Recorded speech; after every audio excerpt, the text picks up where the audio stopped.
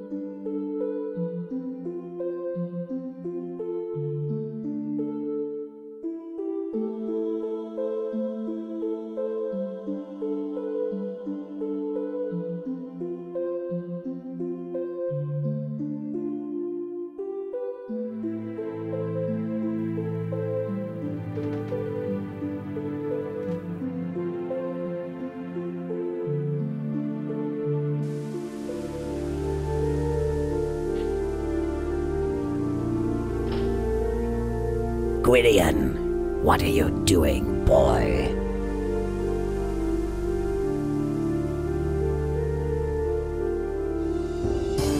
I was just looking.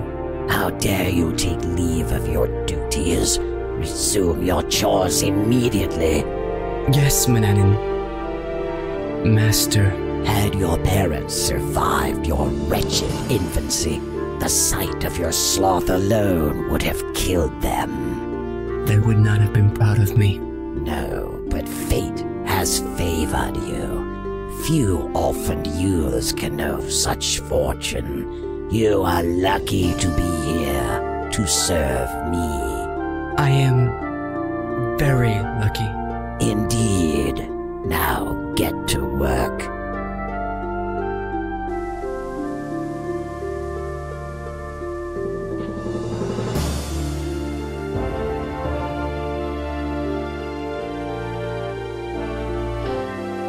Such is the story of young Gwydion's life to this point.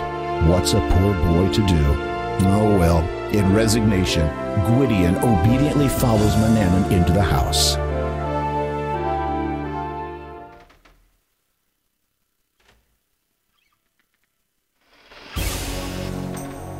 The old wizard looks at you menacingly. My office needs dusting. Attend to it now.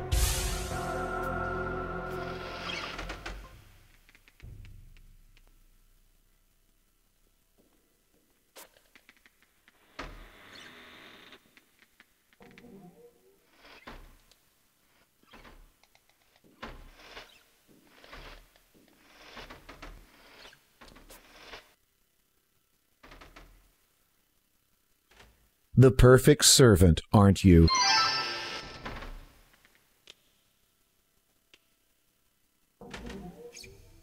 You take the loaf of bread and carry. You take the fruit and.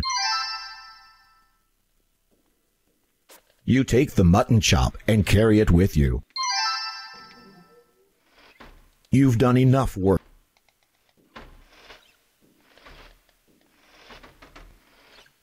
You take the carving knife from the iron rack and keep it with you. Your hands are grubby enough. You retrieve the clay bowl from the kitchen shelf and take it with you. You take the wooden spoon from the iron rack and keep it with you.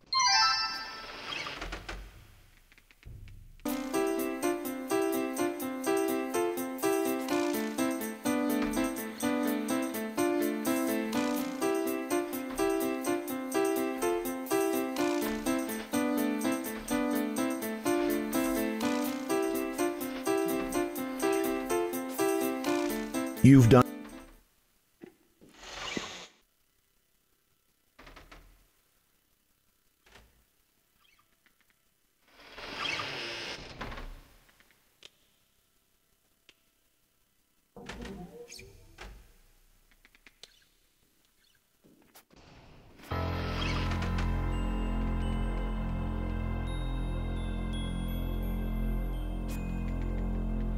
You are not close.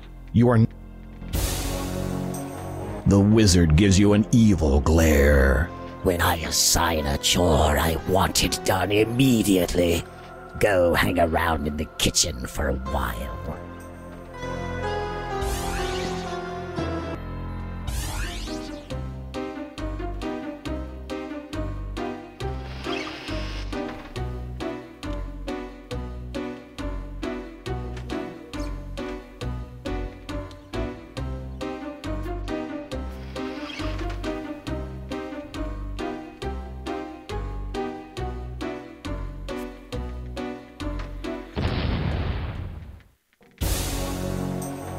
The wizard's glare makes you suddenly feel very, very small. I have decided to take a journey.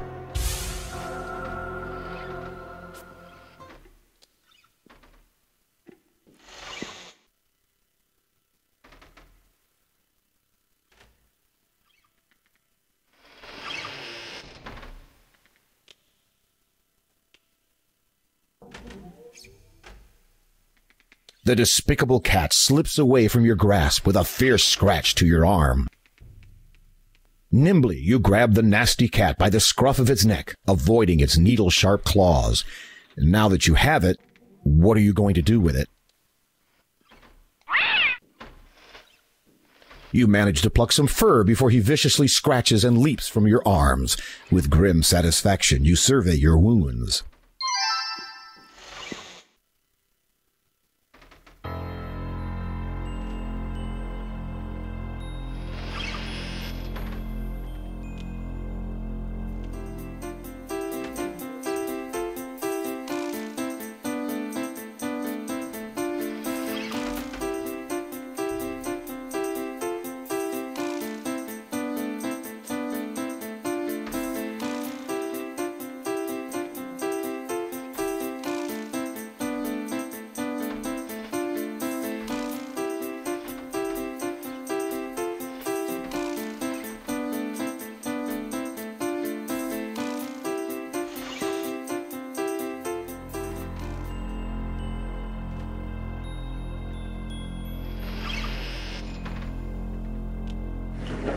You open the desk's only drawer, but you see nothing interesting. The massive desk is made from oak. The wizard does all his reading, writing, and arithmetic here.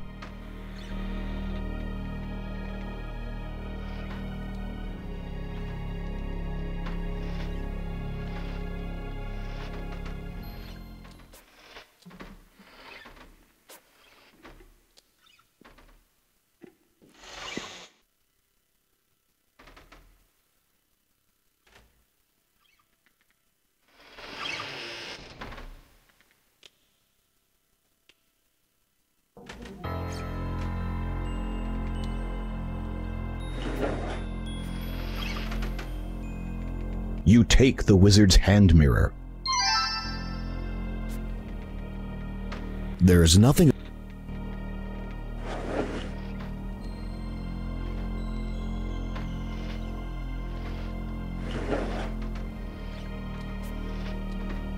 You've never wanted to smell like a rose, but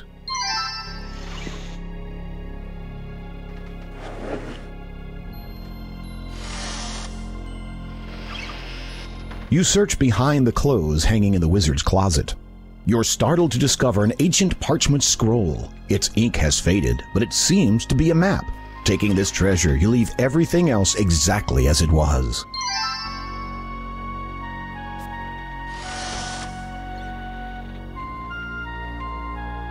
The magic map's ink has faded away. So far, it isn't much help.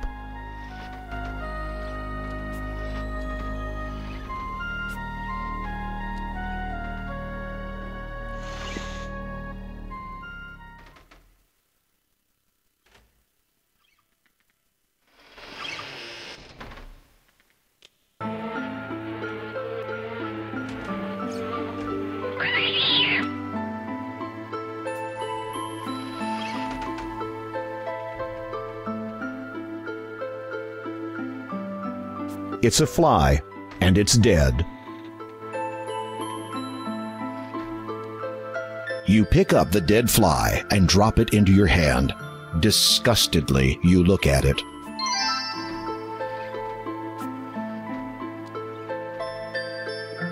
Picking off its wings, you throw the rest away. The well-polished brass telescope is used by Manannan to keep tabs on the citizens of Ludor.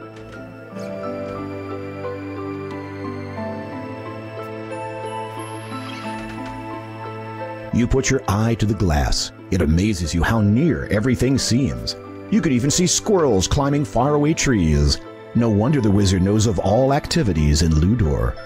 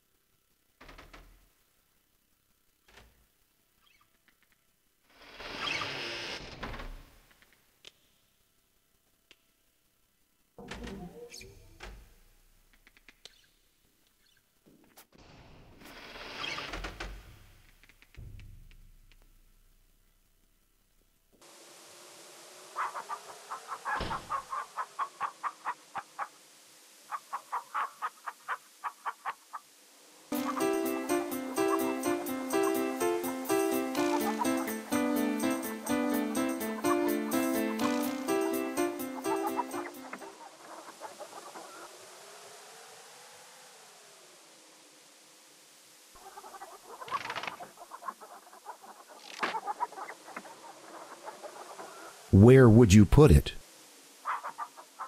When closed, the coop does its job well.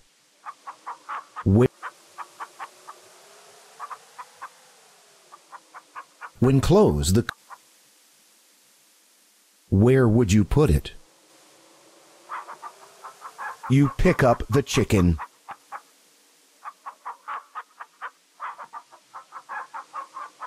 You set the chicken.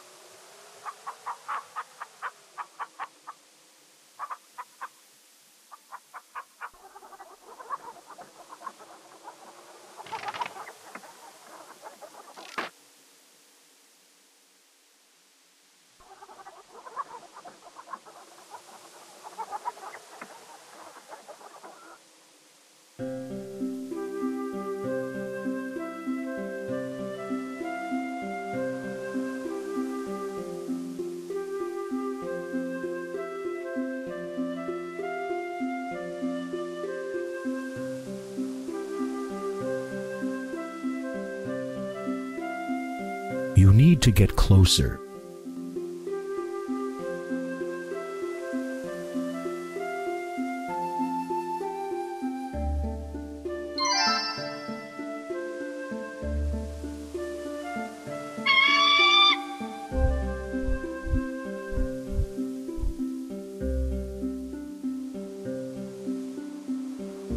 It's an eagle's feather. That's an empty-handed offering.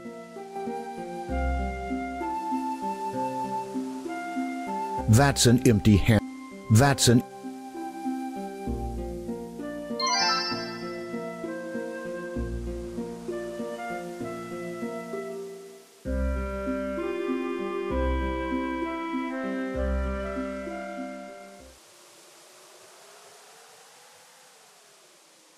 Manannan's mountain dominates the sky. Manannan's mountain.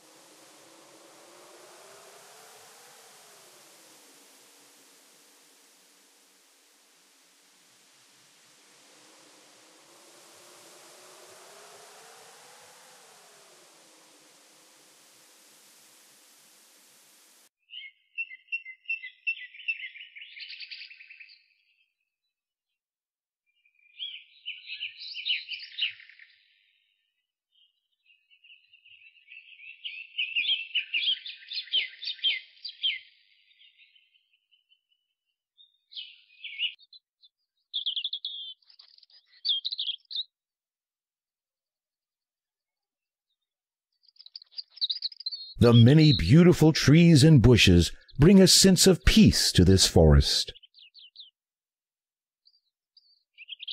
Manannan's mountains.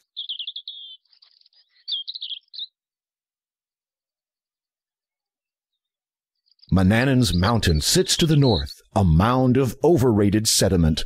A little cottage lies to the south as you stand between the desert and the port town.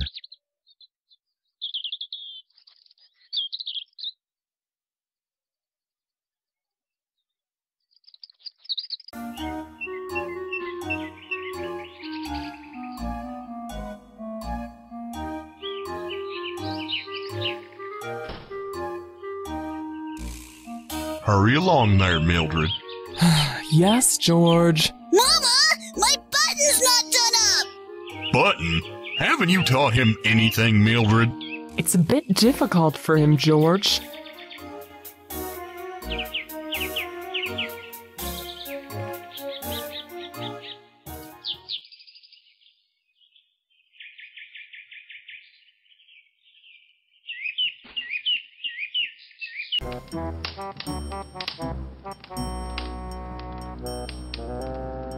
There are bowls of porridge on the table, a far cry from the fish, honey, and berries you're expecting.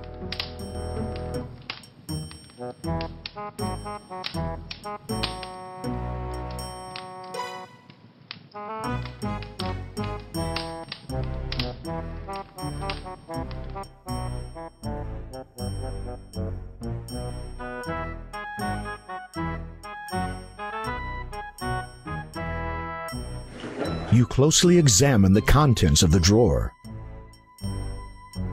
Your clothes may be in need of repair, but you hardly have the time to worry about such things.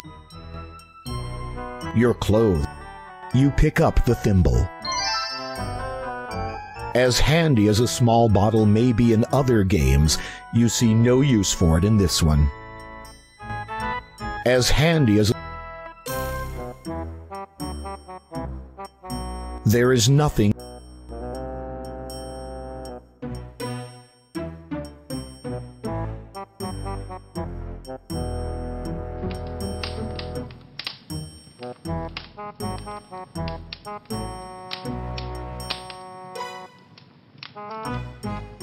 Just right. So you take it with you.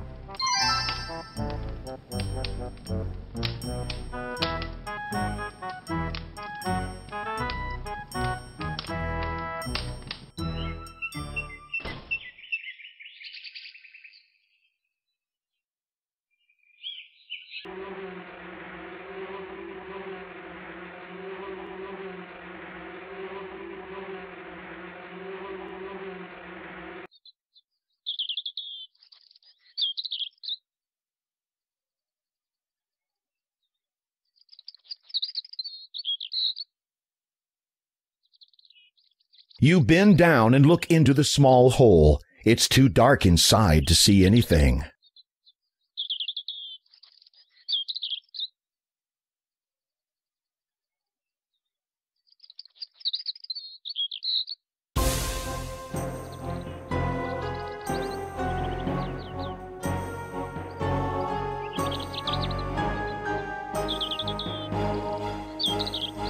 You'll create no magic around me, Gwydion.